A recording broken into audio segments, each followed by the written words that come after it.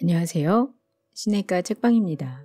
저는 책방지기 한 걸음씩입니다.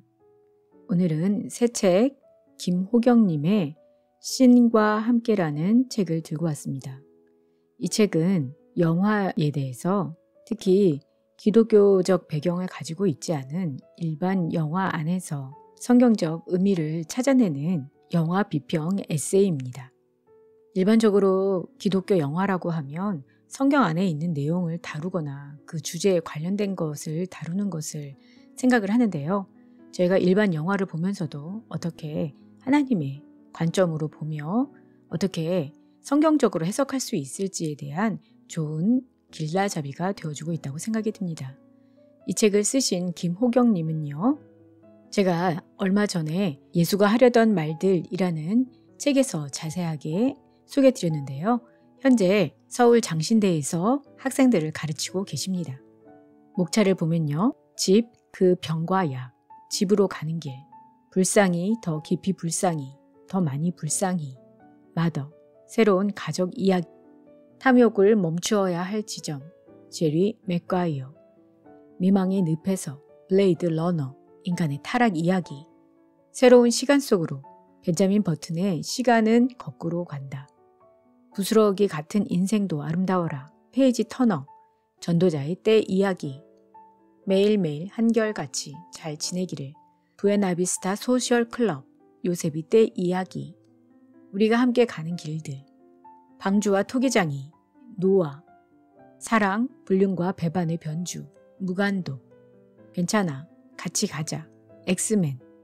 개와 토끼와 오리. 개를 훔치는 완벽한 방법. 세상을 위해 필요한 것, 노인을 위한 나라는 없다. 대세를 거스르는 사람들, A Few Good Men, 예수의 하나님 나라 이야기, 검을 사용하는 법, 영웅, 예수의 평화 이야기, 보이는 것, 그리고 보는 것, 시, 예수의 치유 이야기, 에필로그로 되어 있습니다. 총 15개의 장으로 되어 있는데요. 모든 것을 다 정리해드리지는 않고 이 중에서 몇 가지만 골라서 정리해드리도록 하겠습니다. 오늘은 집, 그 병과 약의 주제에 대한 영화들 그래비티, 집으로 가는 길, 집으로를 정리해드리도록 하겠습니다. 인간은 외로운 존재입니다. 함께 있어도 혼자 있어도 그렇습니다. 그래서 외로움을 벗어나 어디든지 기대고자 합니다. 외로움을 달래줄 수 있는 여러 가지 중 가장 근원적인 것은 아마 고향이 아닐까 합니다. 그들이 자신의 모든 것을 감싸줄 수 있을 것이라 믿기 때문입니다. 그 감싸줌이 혼자라는 외로움을 이겨내는 처방전입니다. 그래서 죽자 살자 길을 쓰고 그곳으로 갑니다. 그래비티라는 영화는 허블 우주 망원경을 수리하기 위해 우주를 탐사하던 스톤과 매트가 폭파된 인공위성의 잔해와 부딪히면서 전개됩니다. 그들은 우주 미아가 될 위기에 처하지만 결국 스톤은 지구로 살아 돌아옵니다. 부서진 우주선의 끈 하나로 매달려 있는 인간의 외로움이 처절하게 보이는데요. 주인공 여자는 딸을 잃은 외로움에 도망치듯 우주로 숨어들었고 우주의 조용함을 마음껏 누리는 호사를 누렸었습니다. 그녀는 혼자 남겨져 있으면서 죽음의 경계를 넘나들면서 두려움과 외로움에 사로잡히는데요. 이 외로움을 벗어나게 하는 힘은 굳이 다시 돌아갈 필요가 사라졌다고 생각되는 지구에 대한 기억입니다.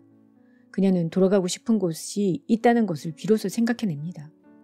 딸을 잃고 의지할 곳이 없었던 그 외로운 길, 그러나 다시 돌아가면 누군가가 반겨줄 것 같은 그 길을 스톤은 그리워합니다.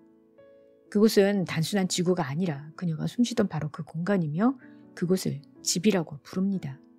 외로움 속에서 그녀는 깨닫습니다. 그래도 가장 행복했던 순간이 그곳에 있다는 것을, 그 집이 인간의 외로움을 치유해준다는 것을 말입니다. 그래서 영화는 삶과 죽음에 대해서 인간이 산다는 것에 대해서 다시금 돌아보게 합니다. 한편으론 집에 대한 기억이 외로운 인간을 어떻게 구원하는지를 보여줍니다. 잔혹한 삶에 구원이 있다면 그것은 따스한 온기가 있는 집 혹은 그 집 안에 있는 사람들에 대한 기억입니다. 그래서 광활한 우주에서 혼자 남은 스톤은 죽을 힘을 다해 돌아가려고 합니다. 집을 향해서. 또 다른 영화 집으로 가는 길은 실화를 바탕으로 했습니다. 정연, 전도연이 분한 이 연인은 마약 운반책으로 몰리면서 영화가 시작되는데요. 프랑스령 마르티니크에 있는 교도소에 수감되고 그로부터 2년 동안의 감옥 생활을 거쳐 사랑하는 남편과 딸에게로 돌아갑니다. 감독은 감옥이라는 물리적 공간뿐만 아니라 사랑하는 사람과 분리되는 그곳도 감옥이라는 사실을 알려주려고 사력을 다합니다. 사람은 중력에 이끌리듯이 사랑하는 사람들에게로 이끌립니다. 사랑하는 이들이 있는 그곳, 집은 그래서 위로와 안식의 대명사이며 돌아가 안기고픈 휴식처입니다. 집이 늘 그렇게 안식처이기만 한 것은 아닙니다. 집에는 이중성이 있습니다.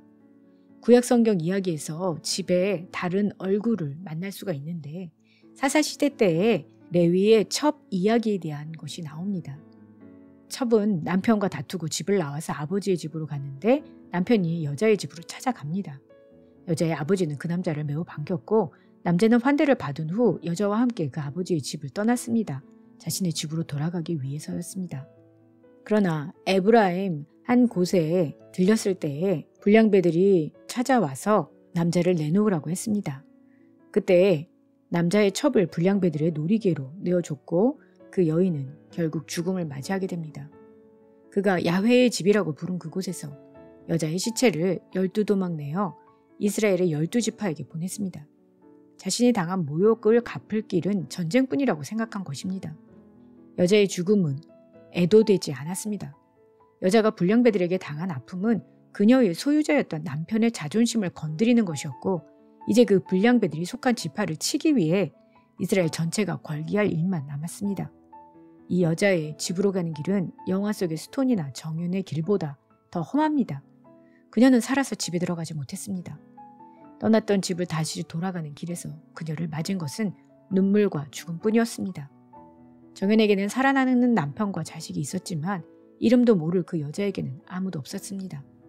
그녀를 사랑해주는 사람이 없는 집은 불행이며 죽음은 다른 얼굴입니다.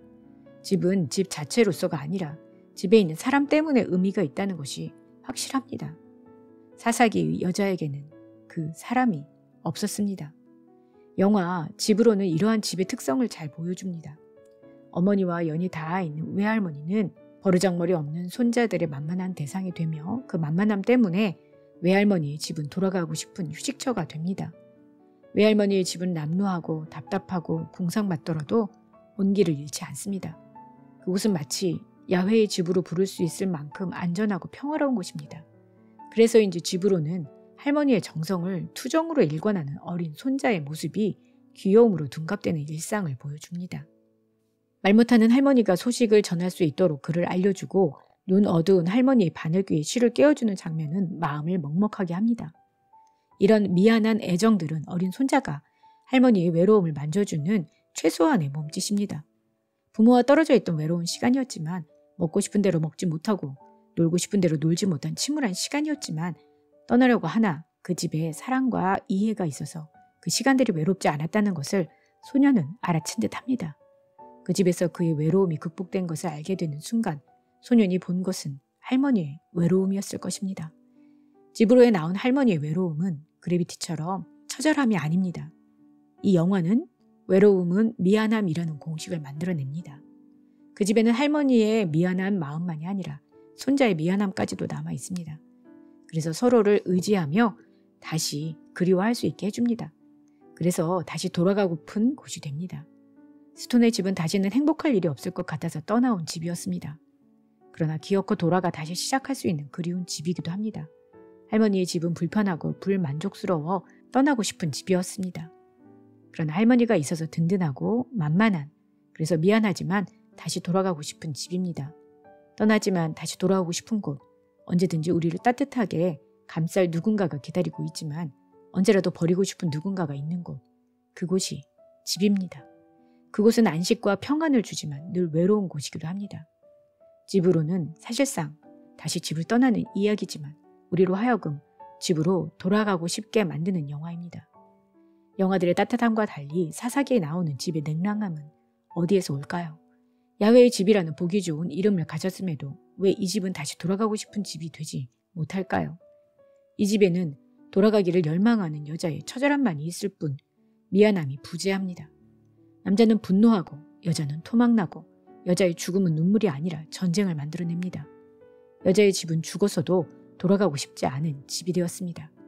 그 야훼의 집은 외로운 집이 아니라 잔인한 집입니다. 다시 돌아가고픈 집이 아니라 어서 떠나야 할 집이 되었습니다. 미안함과 처절함, 이 모든 것이 부재한 집은 삭막한 집이겠구나 하는 생각이 듭니다.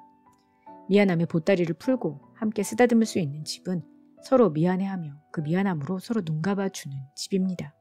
집만큼 그 모든 부족함이 별다른 설명 없이 손짓 혹은 눈짓 하나만으로 이해와 배려와 기다림으로 변하는 것도 없습니다. 이 땅에 사는 그리스도인들은 이 땅에 있기는 하지만 나그네와 같은 떠돌이들입니다. 그러니 이 땅에서 영원히 살 것처럼 생각하지 말아야 합니다.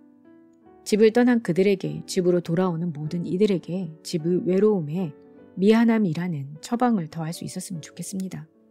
미안함이 가져온 안위가 그들이 이곳에서 하늘집을 그리워할 수 있게 할 것이기 때문입니다. 이 땅의 것이 영원하지 않다 하더라도 우리의 집이 서로의 외로움을 달래주는 약이 되기 위해서 필요한 것은 미안함입니다. 서로에 대한 미안함은 떠난 사람이 다시 돌아오고픈, 떠날 사람이 잠시라도 머물고픈 그런 집을 가능하게 합니다. 그때 그 집의 사람들은 잠시라도 외로움이라는 병을 잊을 수 있게 되지 않을까요? 네, 다음 시간에는 새로운 가족 이야기, 마더, 가족의 탄생, 11번째 엄마, 고령화 가족을 정리해 드리도록 하겠습니다. 그럼 다음 시간에 뵐게요. 안녕히 계세요.